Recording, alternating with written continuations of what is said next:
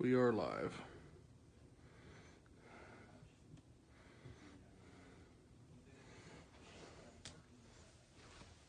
You see things okay?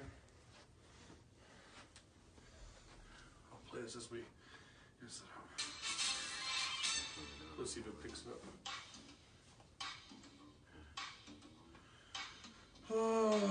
Let's see.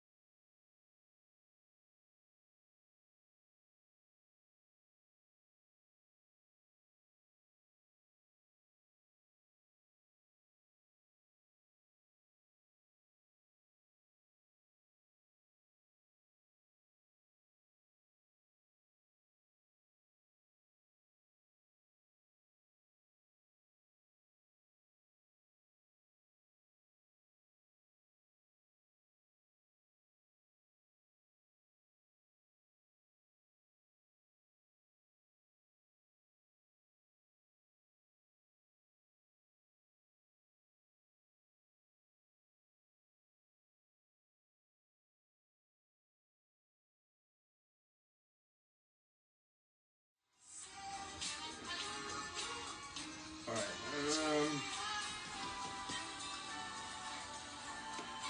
think I'll start carding stuff or I'll card comments. So, sir, warning for that.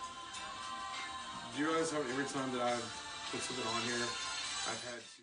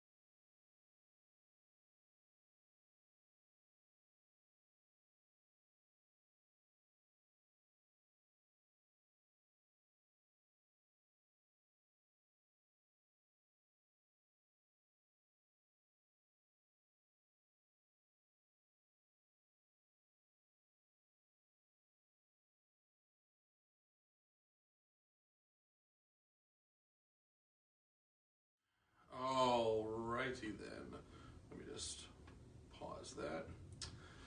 And let me pull up our live stream here so I can chat with the people if I need to.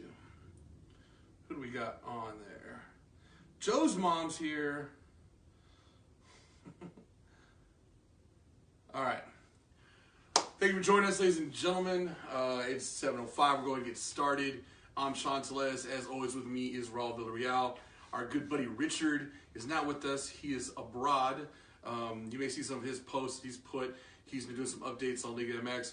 And he's also, we're kind of jealous, he's there watching soccer games in Spain and Italy and all across Europe. So hopefully he gives us some good stuff and sends it our way. He's been having fun hanging out in Real Madrid and all those people over there. So good times for him. He'll be back with us. He's over there for the semester. He'll be back in May. But in the meantime, we'll be holding it down. We're excited to come to you live for episode 23. That means episode 24 is next month, and it is our anniversary mark. We are almost 2 years in. As of next month, it'll be 2 years of bringing you episodes and keeping this page live for y'all. So we got a lot in the works, which we'll talk about towards the end of the show, but we're excited about that episode. We're hoping to have a live audience for that show, so a lot of our friends and people that come out and get some people on live. So we're looking at towards the end of March. So if you're interested in be on the lookout, you can come join us out here if you're in the Houston area. Maybe do a little crawfish boil, a little celebration as we start year 3 of Texas Soccer Live. So with that, we got a kind of a quick show tonight, but an important show. There's a lot of stuff going on. We want to come to you now because it's a pivotal time. So if you're watching this on playback, we got 4 big topics we're covering. So if you want to jump to those kind of throughout the show. First half, we're going to be covering the Champions League here in CONCACAF that our Houston Dynamo are part of. And they have one of those games coming tomorrow. This year, the Dynamo, they open up their season. The MLS does this Saturday on the 2nd. I'm going to give you a complete breakdown of the entire Dynamo roster, who to watch, what are the big subtractions, the big additions to the roster. And then we'll talk a little bit about the MLS in general.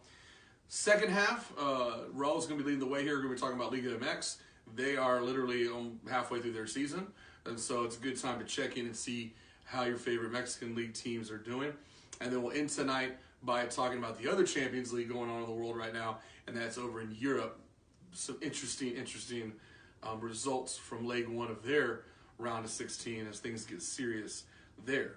So let's hop in and further ado, man, what's been going on with you? What do you think about in terms of, if you had to point one thing right now that's on your mind soccer wise, what are you most excited about right now in terms of soccer coming up? Right now, the only thing I'm really excited about that I'm looking forward to right now is the CONCACAF Champions League with the MLS and you have Liga MX teams. You also have South American teams, Central American teams. That's what I'm looking forward to right now. It's interesting because that's that one tournament that also gets you to the World Cup of Clubs, basically. It enters you into something that is way bigger. So that's what I'm looking forward to right now. I'm not disappointed. I'm not shocked. It's what I expected it to be, but there's some really good, interesting things going on there. And also in the Champions League, there's a lot of interesting things going on there. Teams losing, teams winning that you didn't expect. There's ties and stuff going on. So soccer-wise, it's very interesting going on right now. Liga MX-wise, it's something that you'd expect. I mean, it's been on this path for like the past couple of years. MLS-wise, I'm looking forward to it. I mean, you have a brand new start after last year. Yep. You get to see where if things are going to pick up from last year or if it's going to be something completely different. Yeah, definitely for those casual soccer fans, there's kind of throughout since last summer, there's been kind of World Cup's over. People don't forget that like you get to experience soccer's year round, and springtime things get going around the world, especially here in the United States, and they're always in prime when it comes to Liga MX. So let's jump right in and look at it close to home in the CONCACAF Champions League. Leg 1 was last week, and Leg 2, if you're not familiar, there are 16 teams that got in for various reasons. Either they were champions of their domestic league over the past year or two, or they were champions of other domestic tournaments. So the reason the Dynamo got in, for example, was because they won the U.S. Open Cup, which is an automatic bid into CONCACAF Champions. You have Atlanta, who's in because they were the most recent champions, etc. So let's take a look at the first leg results. There were some surprises here, so I just want to go through all of them, and I'll get your take on which ones kind of stood off as surprise. We'll obviously concentrate a little bit on the Dynamo in a second, but let's look at all of them together because the second leg of the round of 16 is tomorrow, Wednesday, and Thursday, and we'll then cut that field down to 8 instantly by Thursday, so a lot to look out for. So here's where we're at right now. After first leg, Saprissa beat Tigres 1-0. That was kind of a surprise to start off with. And Saprissa's, remind me what country, do we remember? Did we? Saprissa's from Costa Rica. Costa Rica. Then we had Independiente annihilated Toronto on their home field. Much smaller franchise in Central America. Beat them 4-0. Toronto's just a hot mess. We'll talk about that. Guastatoya is the Guatemala team. That's who Dynamo played. Dynamo coming out with the 1-0 win in the 87th, 86th minute when Beasley knocked that one back in for us. Pantoja versus New York Red Bulls. Red Bulls 1-2-0. Marathon versus Santos. Santos won 6-2. Alianza and Monterrey went to a 0-0 tie. Another surprise. Monterrey is a big favorite, but only got the tie. Sporting KC beat Toluca 3-0, so they're up 3-0 going back to Toluca. And the big shocker for me on the final game of the first leg, Herediano 3-1 to Atlanta United, the hot team from the MLS, who's dominating. Let's start off with that. What can we read into that? Was that just a rusty Atlanta team, or is this Herediano team, like, are they playing for real? Herediano's always been a good team. We played them last year. We kind of struggled with them at one point. But Herediano is not – they're from Costa Rica, but for a Costa Rican team, they are one of those teams that is not to be pushed around. They have the potential. They have the skills. So I'm not surprised by it. But at the same time, it's just – I feel like that's one of the matches to watch because – it could go either way, either or. Yeah, I think Atlanta getting that one away goal helps them. If you're not familiar with how this tournament, it is, if you're used to traditional tournaments, away goals do count more in CONCACAF Champions. They count for 2. So Atlanta getting that one goal, away goal, will matter in the event of a tie or something like that going forward when they come back to Atlanta. So the one thing they have going for them is they are going back to Atlanta for their second leg game. We all saw the records that those crowds break. They'll be out in force. But they got some goals to make up here to secure that win. Let's jump up. I saw the comment about the Dynamo. The Dynamo play tomorrow. Tomorrow, they're the first ones up in the games tomorrow. There's 3 games tomorrow. Tigres and Saprissa play tomorrow. Toronto Independiente play tomorrow. And Dynamo and Guadastoya play tomorrow. Dynamo are playing here at 7 o'clock. They're defending a 1-0 win, which was also critical, getting that one away goal. So as long as they can score some goals, even with Guadastoya coming in, they're fighting an uphill battle. Dynamo just need to keep pace with them and keep that lead. That should be good. Let's go back to Tigres. I mean, Tigres lost. They gave up. They didn't get an away goal, but they gave Saprissa a 1-0 win. They're going back home to Monterrey. What do you see for your Tigres tomorrow night against Saprissa? Do you think they're going to be able to push them out, or can Saprissa shock some people? I think Tigres playing at home is obviously going to be way better for them. The good thing about this game was that it wasn't an away goal that they got. It was a home goal. So Tigres going back, them being the higher seed, a 1-1 would have Tigres advance, or a 2-1 they can advance. So right now Tigres just needs to score 1 goal. With 1-1 they should be fine, but it's better for Tigres to go in and go home and get at least 2 or 3 goals just to secure that win. But they also need to lock down. Well, they got to be careful. If they give up an early goal to Saprissa, they automatically put themselves in a situation where they have to. That's when they start getting desperate, and that's the one thing about Tigres that I've noticed is that sometimes when they give away that first goal, if they're not locked in on defense, that's when they start to like get real desperate. And right now we don't have Gignac playing. He has an injury that only allows him to play 1 game. He's not able to play 2. Mm-hmm. So that's kind of, a lot of people are like kind of sketchy about it. We have the team to do it. We have the players. We have all the positions able to fill. But what Tigres does, there's 2 things that they need to watch. They need to lock down their defense and get their goals at the first half. But what I've noticed about Tigres always towards the end, they always loosen up their defense. They don't stand their ground, and they get these last-minute goals. So I'm expecting them to be at home, give the match that they need to give, advance, and I can see them coming out on top, and I can see Tigres and Dynamo playing each other here in Houston. Do you think it's more of an advantage, because we talked about this a little bit last time getting preview of this tournament, we talked about Liga MX teams being in form, so to speak, because they're halfway through their domestic league, versus MLS teams. For the Dynamo, for example, that was the first competitive match of the year for them. So MLS teams haven't even started. They're still working out some of those chemistry and rust from the offseason. Do you think there's a clear advantage that should go to Liga MX, or does it work against them that they're so invested in their domestic league they may be a little tired? I think it goes both ways.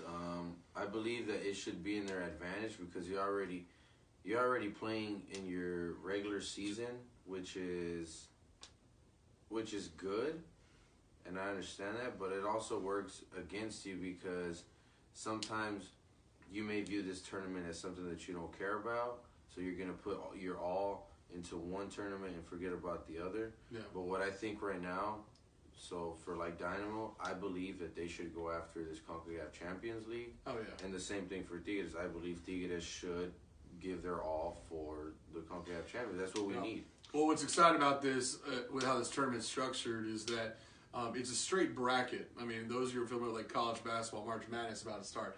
This ain't a we're going to talk about with UEFA, with Europe Champions League, there's a redraw. There's a draw every round, reseeding, if you will. This is a straight bracket, meaning that if Tigres advance, as they're predicted to, and hopefully can, and if Dynamo can advance, guess who's playing each other in the round of 8? It's Dynamo, Tigres with the higher seed, of course.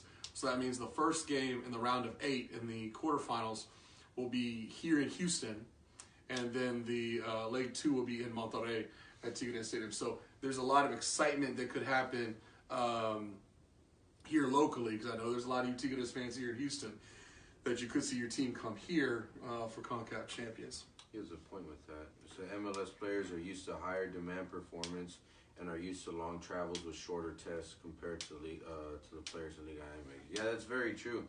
With MLS, their performance, they're expected more, because obviously traveling in Mexico is a bit different from traveling in the U.S. Traveling in the U.S., you have to travel for longer distances than you have to do in Mexico. Which is what could make this matchup exciting. Yeah. Because Monterrey playing Houston, I mean, that's like, the travel distance. We're not talking about going down to Central America. We're talking about some good I mean, it could be a really interesting competition. I mean, the only way I can see this favoring Tigres, if we were to match up Dynamo, is that Tigres has played friendlies here in Houston. Yeah. So that's the only way I could fare. Dynamo hasn't gone to Monterrey to play games there. Never. And the weather's completely different. It's going to be a night game, not a day game. Yep. And who knows what the weather's like going to be there. So I mean, that would be a very interesting matchup. Since it's 2 legs, it's very interesting. Well, the deeper you go in this tournament, the roles kind of even out or reverse, because, the MLS teams are about to start their season this Saturday. So you go to that. We're talking late March for these leg 1 and 2 games of the round of 8. Dynamo will be in their season at that point. Tigres will be 2/3 through theirs. Dynamo are also going to start their defense of their U.S. Open Cup. So really, they're going to be playing in 3 different tournaments, if you will, at the same time. So it could be pretty interesting. I honestly, I'm not sure if Dynamo has played in Mexico. I think the closest they've gotten to Mexico in the past couple years. Not recently. I think the last time they played was, I know that in 2011, 2012, they were in CONCACAF champions. Yeah. And I don't remember. They played Mexican teams. I don't remember if they played. I don't remember how the format was. I believe they might have. It was close because they were supposed to play Tigres, but it didn't end up happening. So, we're talking 2012, so we're talking, if it has happened, we're talking 7 years, going on 7 years. The closest they've been to Mexico was South America Central, was basically in Guatemala. That's the farthest that they've gone over there. But recently in Mexico, no. So it should be interesting. It's not the same players, not the same manager, so it should be pretty interesting as that happens. Looking at the rest of the lineup, some other interesting ones to look at. Look, for example, like Toronto. I mean, completely falling apart. I don't know what that team. We talked about them falling apart last year, but they should not have had this sort of trouble. You saw some of their plays. I mean, they were missing penalties. I mean, overshooting the goal. I mean, Toronto's just kind of a mess. Red Bulls look pretty solid. They were solid from last year. Finished, I believe, 3rd in the East. So coming off a solid, didn't go run deep in the playoffs. Well, did go deep in the playoffs. Went to the East Conference Finals. But interesting there. Santos, which is having a decent. We'll get to that in Liga MX. Santos is currently 4th in the Liga MX, and they've been scoring like crazy. Ran off 6 goals. They're pretty comfortable. The other matchup I'm interested to look at is, of course, as a Rayados fan, seeing Monterrey with that 0-0 draw from Alianza. Alianza's not a bad team. So they're going back to Monterrey again. They're going to be playing on Wednesday, and we'll see if they can finish off. I think they'll move forward, but, 0-0, it's tricky. It's anybody's game, and especially when you're playing with that away goal. If Alianza gets a goal, that forces Monterrey to go 2. So even with that higher seed, you still got to at least draw even with them. Sporting KC was a little bit surprising me. Toluca, I thought would put up more of a fight. I think we both predicted that Toluca would have won that round, but Sporting KC has come out looking pretty strong. And other than that, I think that it's pretty straightforward. So we'll have to see how the bracket is. You see how I drew it up here. The winner of Marathon Santos is going to play Pantoja and Red Bulls. The winner of that will play each other. As we just mentioned, we've been talking about quite a bit. Saprissa Tigres winner will play the Dynamo winner. So that's where we get that potential for Tigres and Dynamo. And then we'll see that matchup come up from up there. On the lower half of the bracket, you have the winner of Sporting KC and Toluca, who will play the winner of Independiente and Toronto. And then you have the winner of Atlanta Herediano playing Alianza and Monterrey. We both predicted the potential for the Atlanta Rayados matchup, which would be kind of cool to see. This one's kind of the tricky one. I think Sporting KC goes forward. Unless Toronto has just an amazing game, we don't see how it is. So you see, for those of you that are really seeing the whole picture here, we always thought we want to see our two teams, or we want to see Rayados and Tigres play each other. Well, we're going to have to wait until the finals if we want to see that happen. I say we give with this, who do we see advancing, and then we have our matchups, and then we just... Yeah, I mean, for me, I'll put it straightforward. I'm going to go with the current leaders in the first two matches. I don't see a difference changing here. I think Santos going back at home and Red Bulls going back at home, I don't see them giving up their leads. They went on the road and got convincing wins. So I think it's going to be Santos versus Red Bulls in the next round. That's my prediction with those. Do you see it differently? Yeah, that's the way I had seen it. I seen Santos coming out on top for sure, and then I seen Red Bulls from like the past CONCACAF and all that. I was like, yeah, they're a solid team. So I can see that happening. Santos versus Red Bulls coming out. Shout out to Joe, by the way, tuning in from Denmark. Yeah. Next, I'm going to go with what we were talking about, the matchup we're hoping for. I think Dynamo can maintain things tomorrow and advance, and we'll see the matchup we want to see, which is Tigres versus Dynamo in the next quarterfinal. I think that's going to happen. I think we're in agreement on that one, too. Yeah, I agree on that one. It has to play out the way we want it to. Down here, I'm going to take the favorites, the winners of the first leg again, because Sporting KC has built up a very large, winning 3-0, 3 goals is a lot for Toluca to overcome.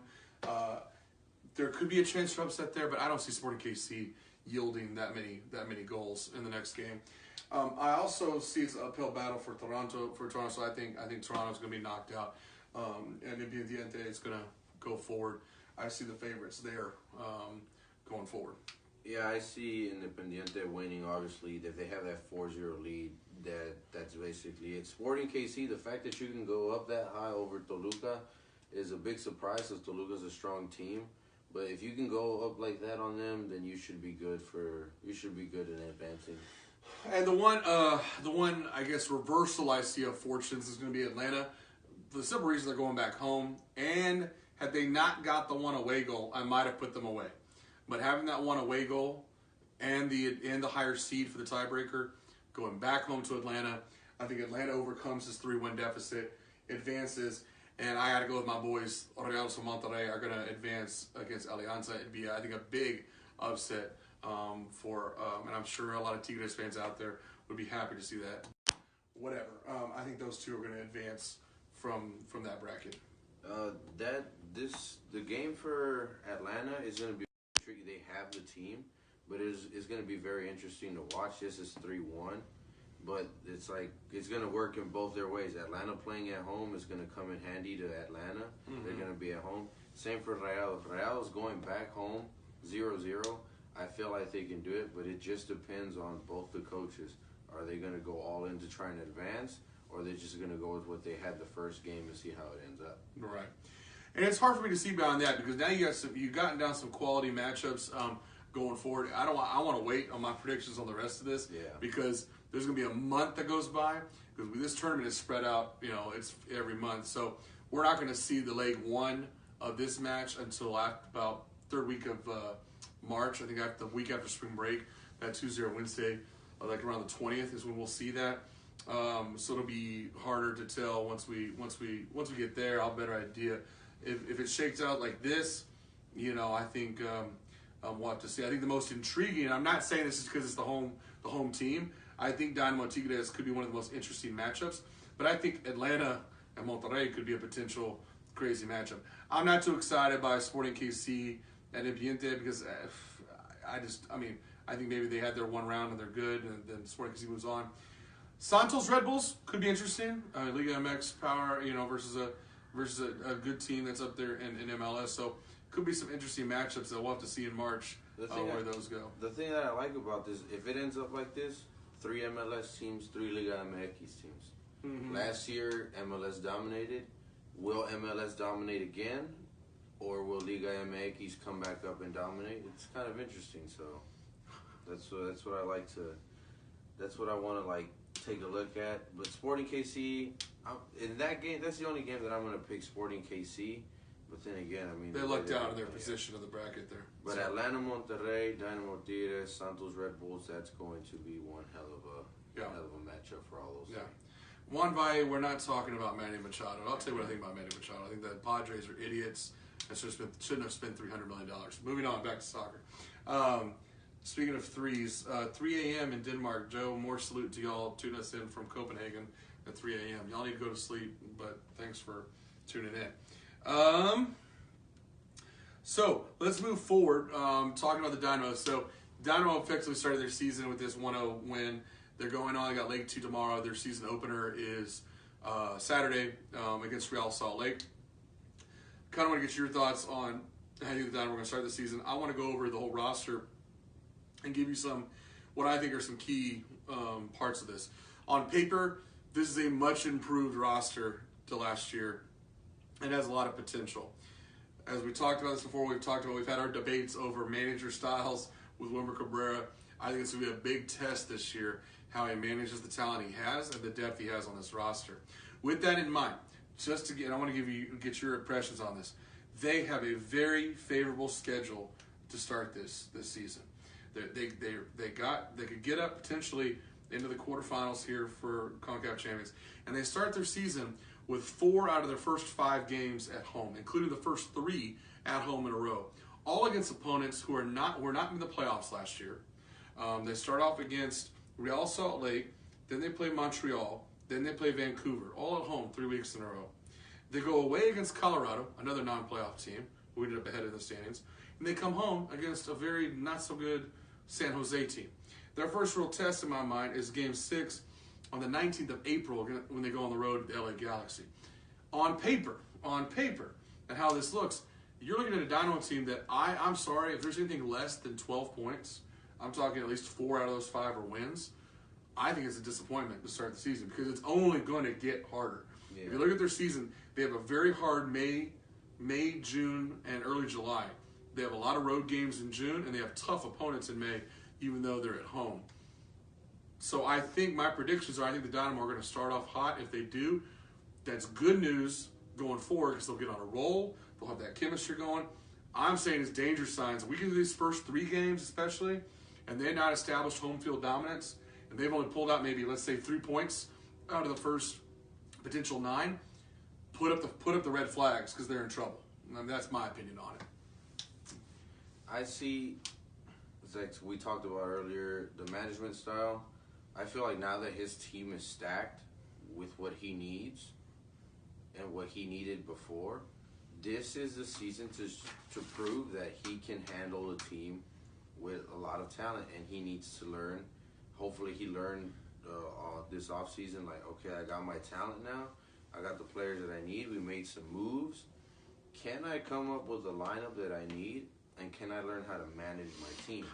Mm-hmm. The first couple games is going to be interesting. Yes, 4 out of 5, they need to start off on the right path.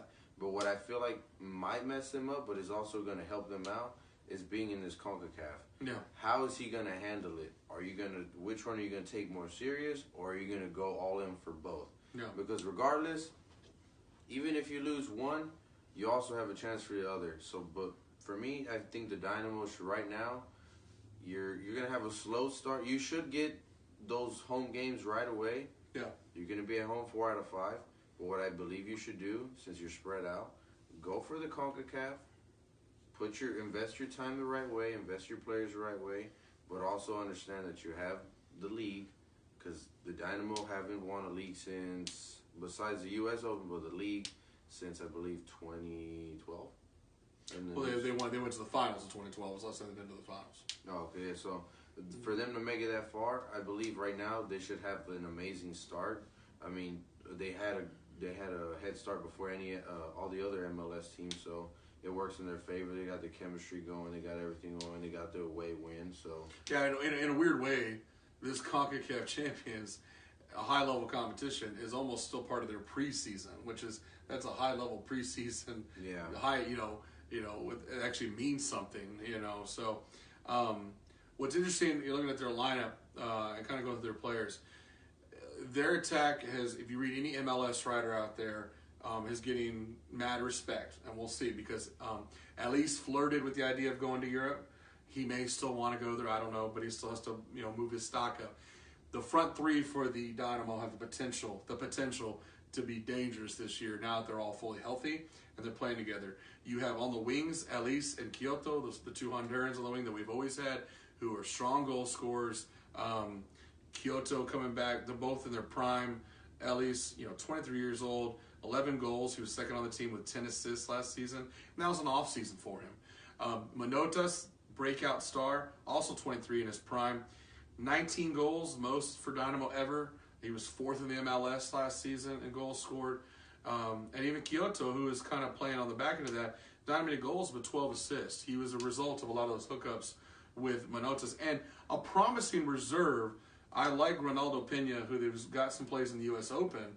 Ronaldo Pena is a good reserve if one of those guys needs a break. And like you said, when will he play his one? He only has one. Ronaldo Pena is the only other true forward. I get he has guys who can play forward in his midfielders, but Ronaldo Pena is the only other true forward on his squad. So it's been interesting to see if he gives Elias, Kyoto, and Manotas a break when he uses Pena. But that attack is looking strong. That is the big pro. I think a big positive. It's not a question mark for the Dynamo. Before we move on, to answer your question, the MLS season starts this Saturday. Every team plays this Saturday, March 2nd. There might be a few that play Sunday, but it's a full book. If you like MLS games, it is like from start to finish, from morning to night. The Dynamo play at 5 o'clock on Saturday here in Houston. Like I said, starting off against Salt Lake. Their midfielders coming back. As you move down the lineup, it gets more question mark. Because they made a lot of moves for midfield and defense, but the question mark is, how does all this work together? So some of the key guys that I've pointed out who are returning are going to be key members of that midfield. Tomas Martinez, who I think is the biggest question mark to me. He's playing in the center and up, so he's a big ball distributor to those three forwards. I was not a fan of his last year. I think he's way better than how he played, but we'll see how he settles in. Bonia Garcia, huge veteran who's been a part of this team forever, a veteran, someone who they rely on. His health is key. If he can't stay healthy, he's super reliable. So those are the two guys that you got to look at coming back. The additions, the biggest one that I'm picking my eyes on is Matthias Vera. He is the big signing. If you remember, we signed him from San Lorenzo in Argentina. He could be a breakout MLS star. That's what everyone's saying. This guy could go wreck shop. He could be a big dud. I don't know. But he looked good. He's been playing in an elite league. He's been playing in Argentina's first division. So we'll see how Matthias Vera can fit into that. He's in a starting position right now. We picked up a couple veterans like Tommy McNamara from NYFC, who could be a big part. We did a few things. We're bringing back a few other key players. Eric Bird, Darwin Soren, two guys who played a key role in the U.S. Open. Once again, guys who had to step up when the others needed a break, especially in those early stages of the tournament, in the games that you want to be able to play your backup guys. And then our one homegrown player, Memo Rodriguez, returns once again for another year with the Dynamo. He continues to see his playing time slowly but surely go up. But as you see, a lot of moving pieces. We have a couple draft picks in there.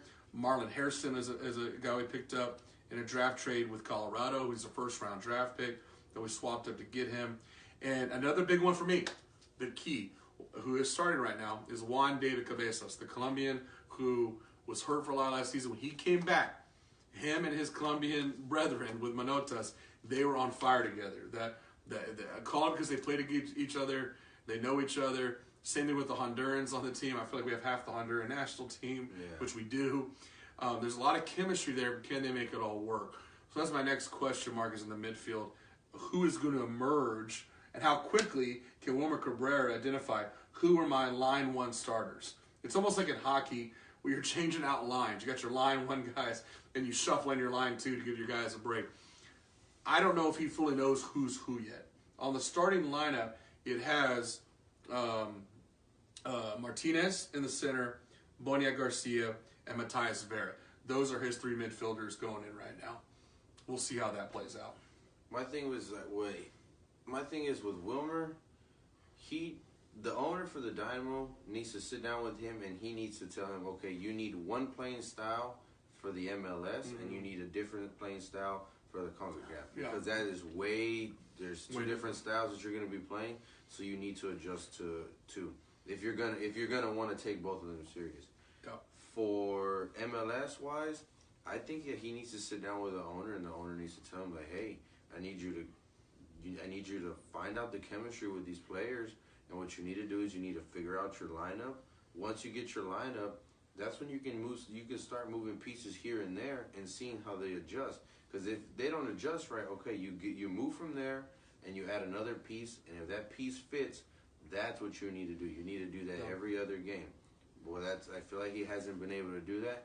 But this is a season. You have your lineup.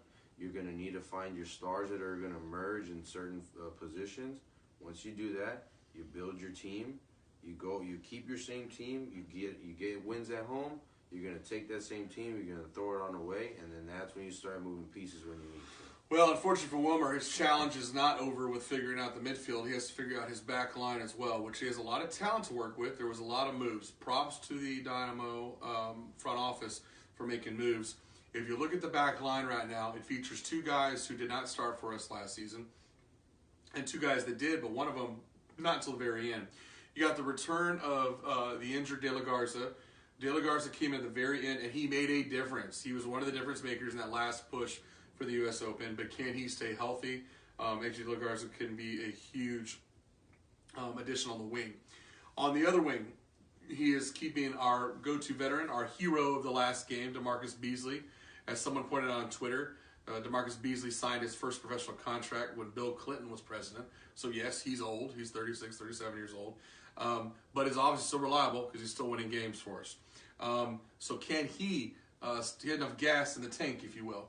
What I find interesting is the two guys he has selected so far to be the anchor, the center of his defense. Two new guys. Maynor Figueroa is coming over from Honduras, an established star, an established guy with the Honduran national team, knows the other, plays with Ellis, plays with Kyotos, played with Garcia, the other guys on the team, knows them well, has fit in, from all reports, very easily. Once again, does he have enough gas in the tank because he is an older veteran? I think he's about 37 years old. A lot of talent. I believe if Wilmer plays his cards right, he has the potential to take the league home. He has the team, and if he plays his cards right, he has the potential to take the league home. Yeah. CONCACAF, it's different. You're facing opponents that are very, very strong. You obviously have you're playing Liga MX teams that are basically always in the playoffs, and either one's going to win a championship. Yeah. MLS-wise, if you play your cards right, you can walk away with a championship. You also have the U.S. Open Cup coming up also. So if you can go back to back with that, you're basically saying, like, hey, I can't get you the league, or I'm trying my best, but I'm getting what I can now. So well, and the last guy to anchor that defense, so I think was their biggest pickup, quite frankly, in my mind. At least got the biggest highlight. We finally went over to Europe, looked for a defender, picked up Kiki Strunia, the Slovenian. He's played for the Slovenian national team. He was currently playing for Palermo in Division 2 in Italy in Serie A. I'm sorry, Division 2 in Serie A is still up there with MLS. Very good defender. And seeing how he fits in with that system. What I feel like the Dynamo wants to do is they want to see. We went to Europe. Let's see if the Europe pays off. Yeah. If it starts to pay off, then that's when we can start making more moves. They'll go back to their Central American ways, or they'll go with Europe. We'll either go to Europe. We're going to start going overseas to get picks, but they just want to make sure that this one pick is going to pay off the way they expect it to. Out of that very veteran back line, with that forces to take a back seat now. One guy we saw in the rise last year had his moments. I think he's extremely talented. He's still going to play a pivotal role because someone's going to get hurt on that back line, and we need to play a role. Alejandro Fuenmayor, the Venezuelan, is still with us on the team. He's 22, young, still has a lot of potential. We picked up another solid reserve in a trade with Montreal, picked up Chris Duval, who's another solid guy with MLS experience. I'm kind of looking at the bench here. Our number one draft pick, 8th overall, Sam Junqua from California, played for California, University of California. He's a young guy that needs some more playing time. Another draft pick, Andrew Samuels. Adam Lundqvist. Lundqvist has played for us in key moments. So he has a deep bench across that back line. We'll see. He's going to have to. I know he's going to have to tap into Fuenmayor and Duval at certain points. Kevin Garcia is a guy that we brought up from Rio Grande, from our affiliate in Rio Grande Valley. He was their team captain, who we've brought up for several matches. And he knows Cabrera's system because Cabrera coached him at Rio Grande Valley. So, not interesting there. Last with keepers, it's our boy Joe, Big Joe Willis, holding it down in the back. Michael Nelson is his backup. Tyler Derrick on a loan right now. We'll see how that plays out. As long as things stay healthy, I really have faith in Joe Willis. I think Joe Willis has always had to make up for the defense. Hopefully, finally has a defense who's going to support him, and he can finally make some moves. We'll see. California has the LA Galaxy. They also have LAFC, and I believe those are the only two teams that they have down in. Right now, they have the two LA teams. Yeah, that's. San Fran doesn't have one. No, doesn't have. Sacramento's been trying to get a team, but yeah, it's just the two LA teams or the two California teams right now. They used to have Chivas FC, but Chivas FC disappeared. But now the main team that always has been there was LA Galaxy, but now you have your LAFC, which is rising up.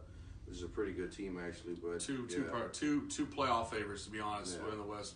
Don't forget, Zlatan's back, and he says he's going to break records for the Galaxy. Yep. So that's kind of how the Dynamo are looking at. Very strong on paper. I think we'll get a good feel over the next couple weeks. Like I said, by the time we come to you with the next show for our anniversary show, there's going to be 3 home games and the second leg tomorrow. We're going to know where they're at. I'm sorry, San Jose. That's the one we forgot. Sorry. Yeah.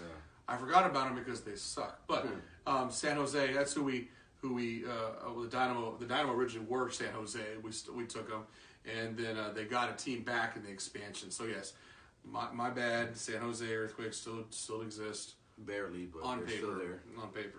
Now I'll be eating those words if they beat us in week 5, but whatever. Okay, let's move things now south of the border. Go to Liga MX and. Raul, how about you give us a breakdown? You know, we're now 8 games in, about halfway. We're halfway through the season. We see our current standings just in time for this show. Tigre has moved to first place.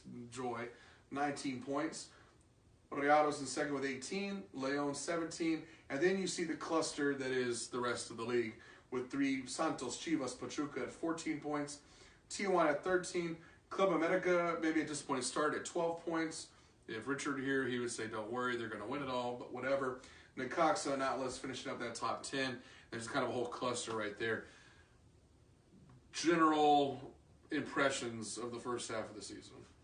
I'm not really surprised. The only surprise that I have right now is Chivas being back in the mix after their fall for like the past 2 years. That's the only thing that I see being surprising. But Tigres and Monterrey being up at the top, Tigres and Monterrey have dominated Liga MX for the past. America having a slow start, but America, they can always find their way back up there. I'll tell you a surprise. How about our friends at Cruz Azul and Pumas? What's that? I don't even see you on the board. That's right, because you're not. Pumas talked a lot of crap, right? Came back. Got all big last season after having a crappy couple seasons, and where are you? Oh, you're where you belong. You're 13th. The thing about these teams that they say they're the big 4 teams: Chivas, Pumas, America, Cruz Azul. They always disappear. They say they're gonna come back, but they always disappear. So like last year, Pumas was there, Chivas wasn't. Now who's up there? Chivas is up there, Pumas is down. No. Cruz Azul made it to the final. What did they do? They fell back down, and then they were at the final. So a lot of those teams, I just believe it's with them. They have the support to a certain extent, but once they disappear, the fans disappear. One team I'm curious about is Santos. They're sitting there in fourth. They had the championship, not too long ago, and they're doing good. And they're a team that I'm kind of keeping my eye on as someone who is going to linger around in that fourth, fifth position, who could surge at any moment. The way they can rattle off goals, they're one that's interesting. It's always either that Santos or Leon. There's always one of those that seems to hang around and get in there come playoff time. America, I think they'll, obviously I don't think they're going to finish at 8th. I think they'll move their way up. But have had kind of a rough, and that's the pattern we've kind of seen, right? We've seen teams after they win a championship. We haven't seen a lot of people dominate nonstop through multiple seasons back to back. It's not that often that we see that. We see that natural digression and then coming back up. Yeah. So the question we'll see is, can America force themselves back into the mix? Still a lot of season to play, obviously. Yeah, we're going to be going into like mid-season already. We have 2 more. Basically, we have 1 more game, 2 more weeks till Clásico. So once we hit Clásico, that'll be week 10. So after that, then we'd only have like 8 games left. So. Yep. So looking at week 9, we got 2 games Friday. We got Tijuana at home versus Atlas. And we got Monarcas at home versus Club America. I'm going to go with Atlas with the win on the road. And I'm going to go with Club America. I'm going to go with the road teams on this one. Yeah, I'm going to go with Atlas. Has been looking pretty strong. We got the win this past weekend, but I believe that Atlas is one of those teams that can surprise you sometimes, but they look pretty good right now. Right now, America being on the road, they haven't had that luck at home, so I'm going to go with them being on the road. I feel like they can take that advantage and they can do pretty good. We have 4 games on Saturday. We have Cruz Azul at home hosting Necaxa. We have Tigres hosting Pachuca, León hosting Santos, and Chivas hosting Monterrey. The first 2, I'm like, okay. I think the Cruz Azul and Necaxa toss-up. I think Necaxa has enough to fight for. I mean, we'll see how they look, but I think it'll be a little tough on the road. I'm actually going to go with Cruz Azul on that one. I'm going to go with Tigres defending their home turf against Pachuca. The interesting matchups for me are this León Santos and Chivas Monterrey. I'm taking Santos on the road against León. That's kind of I'm going to call it upset. It's a 3 versus 4, but on the road, I'm going to say Santos will win on the road. And Chivas Monterrey, I mean, you already know who I'm going with. I'm going with the Rayados, but I think they're in top form for how they are. Haven't lost a game, I'll say that. We've had some ties. I was disappointed with the 0-0 tie last week. But and Chivas, I'll give Chivas credit. They are playing well. But I think you talk about 2 pivotal games. You have 2, 3, 4, and 5 all playing each other. Yeah. You have 2 and 5 playing each other, 3 and 4 playing each other. We'll see a shift by the end of the weekend. I think Monterrey is going to solidify and keep pace with Tigres. And I think that Santos is going to assert themselves and get even 17 with León, is what I'm thinking. Cruz Azul and Necaxa. I'm going to go with Necaxa just because Necaxa has kind of been on a roll. They've been playing well. They're not a pushover team. I'm going to go with Tigres versus Pachuca playing at home since we're playing at home and we want to keep the lead. León and Santos, that one's kind of tricky, but since Santos being the away team, I feel like they can walk away with that win. And the Chivas and Monterrey, that game is going to depend on how Monterrey goes out during the week because Monterrey has to play 2 games. So it depends on how they go out because majority of their players, some of them can't play 2 games. Tigres is playing 2 games this week. Yeah, but we're not using we're not using all of our starters. If we were, that's the thing. Also, both of us. Santos is playing a game this week. Yeah, but Santos is winning. Tigres and Monterrey right now. We both have to go all in if we want to advance. All right, I'll put the cards. Yeah, we both have to go all in if we want to advance. True. So I believe that Monterrey will get the win. Tigres will get the win, but it depends for both the teams on how we do during the week. Yeah, that's so true. That's the only thing that's a factor for both of our teams. True. Sunday, to finish out week 9, we have Toluca at home versus Veracruz and Lobos at home versus Pumas. 2 snoozers for Sunday, in my opinion. But I think with Toluca, once again, we're playing this whole game of coming off of playing the games. Toluca down against Sporting, to see if they kind of check out of that, and then they kick it into gear at home and say, well, we can't have that bad of a week, and it is Veracruz crying out loud. So I'm going to take Toluca at home. Lobos, Pumas, I don't even know. I can't even look at the board because they're not even on there, either team. It's hard to tell. I think that, they're neck and neck. One has 10, one has 9.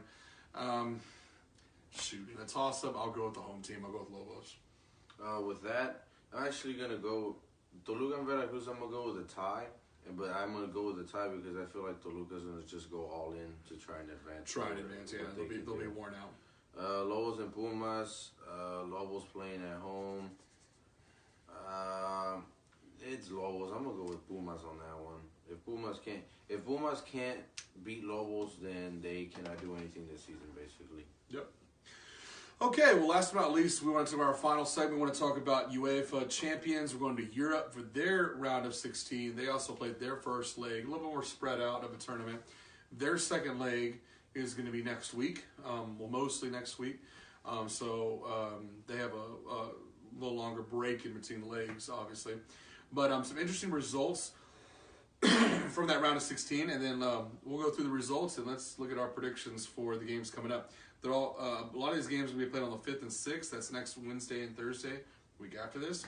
And then the remaining 4 games are being played over our spring break on the 12th and 13th, Tuesday and Wednesday. In our first set of games, we had Roma beat Porto 2-1, so they're up 2-1 aggregate. Let's do the result and let's do a prediction because I think it'll be easier to keep track.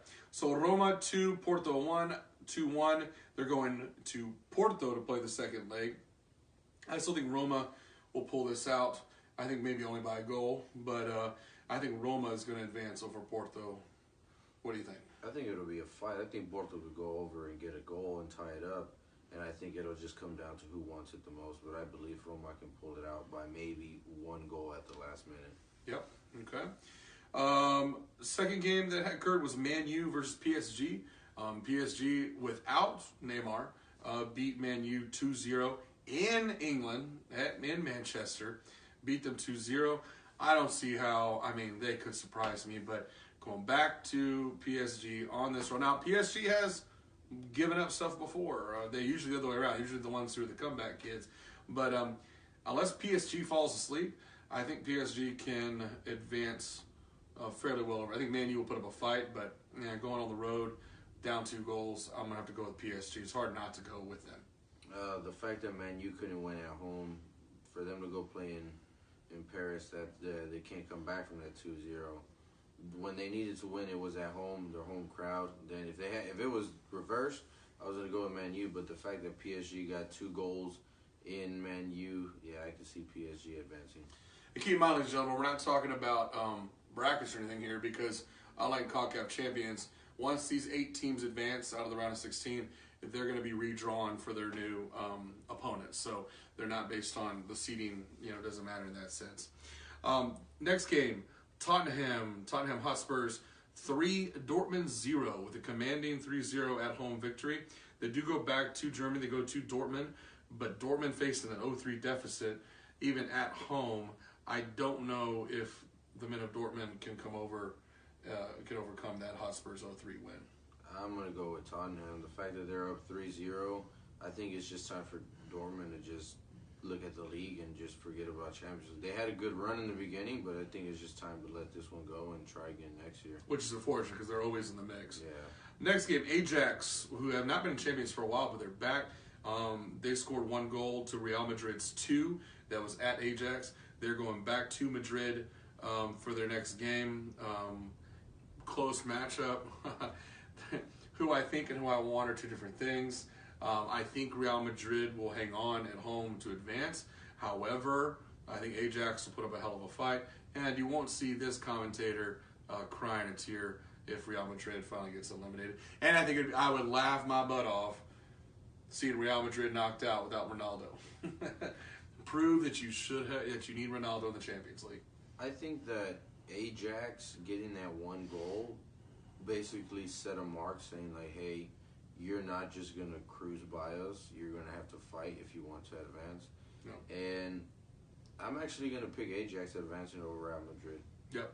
I can say that I can see them scoring 2 goals and holding down Real Madrid. If anything, it might get tied up 3-3, but I believe that Ajax could advance over Real Madrid. Interesting one to watch, and that's going to be on our first day of games on the 5th next week. A little bit later on, we're going to see Lyon and Barcelona lock up again after a pretty boring and disappointing, I think, for Barcelona 0-0 tie. They are going back to Barcelona for the second leg, but you're talking about an even field. I mean, I think Barcelona's going to pull this out, of course, but when you when you let a team like Lyon, who's not bad, there's a reason they're in Champions League. When you let them in, and you open a door like this, you are flirting with fire, and you could get burned, Barcelona. So, very interesting game to watch. Barcelona's going to have to come out on their A game and be ready to go. I think they can do it, obviously. But Lyon's, they have an open shot. It's an open game now. I think Barcelona, we've seen games happen to where it's like the team that you expect to advance ends up getting eliminated last minute. I believe it was that game Barcelona versus Roma, where Roma advanced over Barcelona. Yeah. That's one of those games that's it's tricky, but I believe Barcelona playing at home, they should take it, but they just need to be careful because if they get a little too comfortable, Lyon could come and sneak up behind them and take the win, and Barcelona will be shocked again. What I think is going to turn into one of the most epic battles, because it was an epic, even though it results in the 0-0 draw, I think it's going to be an epic battle to advances. You have Liverpool versus Bayern Munich. They're 0-0 at Liverpool. They're going back to Germany. Bayern versus Liverpool again. We got the rematch. Who do you got in this one? I'm going to let you pick first on this one. I'm going with Liverpool on this one. Even on the road? Yeah, I'm going with Liverpool on this one. Liverpool, it's an amazing team. Bayern, if they couldn't get it on the road, I don't see them. The way they've been even playing during teams. They're 2 good teams, but just Bayern, the way I've seen Bayern play in their normal league, I just don't see them being a team that can advance in the Champions League. And even if they did, it'd be a disaster for them. I guess for the sake of parity, so we can disagree on something, I'll go with Bayern at home. I'm not as confident, but I think the home field may play a role. There's just 2 good teams. Whoever advanced to this is going to be a favorite in the next round just because of how they play. Another interesting game in Spain was Atletico Madrid taking a 2-0 win over Juventus. So the big question is, can Mr. Ronaldo, Mr. Champions League himself, with a new team now, can he will Juventus forward from an 0-2 deficit back home in Juventus against Atletico Madrid? Them being right now, the powerhouse for them is Dybala and Ronaldo. Can they pull it off together? I don't think it'll be Ronaldo that's going to push Juventus through. I think it's going to be Dybala that can try and get them through. But that's where it comes in. This season, Dybala and Ronaldo have been playing together like they should. The thing about Ronaldo is he going to get into his ego to try and carry them? Hero mode. Because if he goes into hero mode... James Harden mode? If he goes into hero mode, Atletico Madrid is going to pass. And I'd love to see that, just to show that Ronaldo... I'm not going to... Well, and also, let's remove Juventus Ronaldo from it. Atletico Madrid has been fighting to get to this stage for a long... they always get knocked off. And I think Atletico Madrid is a solid team that... But the fact that it's 2-0, they can finish. I think they can finish the job. An interesting match to end the whole thing was Schalke, who is our last team to get into the Champions round of 16. Schalke from Germany putting 2 goals with Man City pulling out a late 3-2 win at Schalke. Of course, they're going back to Man City. I'm going to go with Man City on this, of course, being at home in England and with that 1 goal difference. But it proved that they're not some unbeatable force. Schalke could give them a run for their money, but I think Man City will pull out in the very end. Yeah, I'm going to go with Man City playing at home. The fact that they can score 2 goals against Man City is kind of interesting. They could tie it up and they can change the whole game up. Right. But Man City playing at home, that fan base, they get that home crowd behind them. It's an intimidating stadium, so I'm going to go with Man City. Well, with that, ladies and gentlemen, that brings us to the end of episode 23, where we've hit an hour right on the dot. So we just want to thank y'all for tuning in. So the big thing to look out for, we'll be putting out a lot more stuff in the coming weeks, but our anniversary show will be coming up in March. It's our episode 24. We are 2 years in. We'll be starting year 3 as Texas Soccer Live. So we're excited about that. We're going to be potentially having a big celebration, a live show, followed by a big celebration out here. So be on the lookout if you're in the Houston area. You want to come out and join us and be part of the live audience, or join us on the show as guests live. We got a lot of opportunities. We got a lot of old show shirts. We got the new show shirts, year 3 show shirts to unveil and give out. You saw the new logo already that's on the profile picture of our page. That was designed by Richard Romero, which I think looks awesome, with the 3 stars commemorating our 3rd year. So we're really excited about that. So we hope you enjoyed this show. Remember, tune in locally, watch those Dynamo. I'll be there in person tomorrow night. So I'll give you a little debrief afterwards after seeing them in person. I'll also be there in person this Saturday for their home opener at 5 o'clock against Real Salt Lake. And all of MLS starts. There's a lot of soccer to watch. So happy soccer watching. With that, please comment, please share the video. We're excited to be doing what we're doing. You notice we've been kind of re-energized lately. I like it. Richard, even abroad, has been really contributing a lot to the page. We've been trying our best to put some more stuff on there. Richard is focused on, I think Raul may join him once he's back, in bringing you more Spanish language content. And Richard's been doing that with his weekly updates on Liga MX. So we're trying to reach those of you out there that prefer the content in Spanish. I, of course, will keep bringing it to you in English because my Spanish sucks. And we'll go from there. So appreciate y'all tuning in. Once again, for Texas Soccer Live, I'm Sean Tellez. That's Raul Villarreal.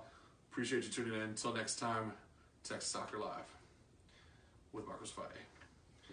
With the music on mute. Don't mute this, Facebook.